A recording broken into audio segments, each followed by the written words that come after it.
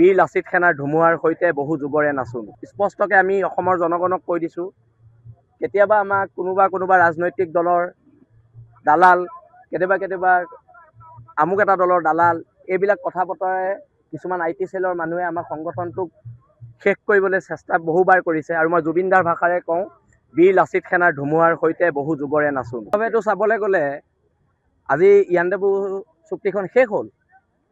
আজি 200 বছৰ হ'ল যেতিয়া চুক্তিখন শেষ হ'ল। ইয়াৰ ওপৰত এতিয়া কথা বতৰাবিলাক ভাৰত চৰকাৰে পাতিব লাগিছিলে, অসম চৰকাৰে পাতিব লাগিছিলে। আজি আমাৰ যিখন আলোচনা চক্ৰ হ'ব, তাত আমি এখন ডছিয়া প্ৰস্তুত কৰিম আৰু সেই ডছিয়াখন আমি ভাৰত চৰকাৰলৈ পঠিয়াম। আমি গোটেই ডছিয়াখন গৃহ বিভাগলৈ পঠিয়াম আৰু তাৰ ওপৰত আমি আলোচনা হোৱাটো বিচাৰোঁ। আৰু ভৱিষ্যতে যদি আলোচনা হয় বীৰ লাচিত সেনাৰ, তেতিয়া যিখিনি প্ৰতিনিধিত্ব থাকিব তেওঁলোকে কেন্দ্ৰীয় চৰকাৰৰ লগত এই বিষয়ে আলোচনাত বহিব পাৰিব। কথাটো হৈছে কি, সহজ নহয় কাৰণেতো আমি যুঁজিছোঁ আৰু আশা ৰাখিছোঁ যুঁজখন দীঘলীয়া হ'ব। যুঁজখনৰ অলপ সময় লাগিব, কিন্তু যুঁজখনত বীৰ লাচিত সেনা অসম জিকিব, অসমৰ খিলঞ্জীয়া মানুহ জিকিব বুলি আমি আশাবাদী।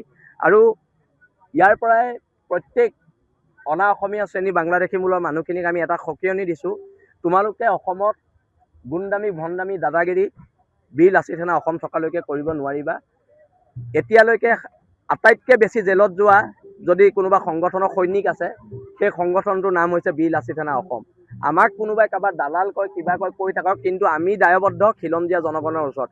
আমি BJP আৰু কংগ্ৰেছৰ ওচৰত দায়বদ্ধ নহয়, সেইটো একদম স্পষ্ট কথা।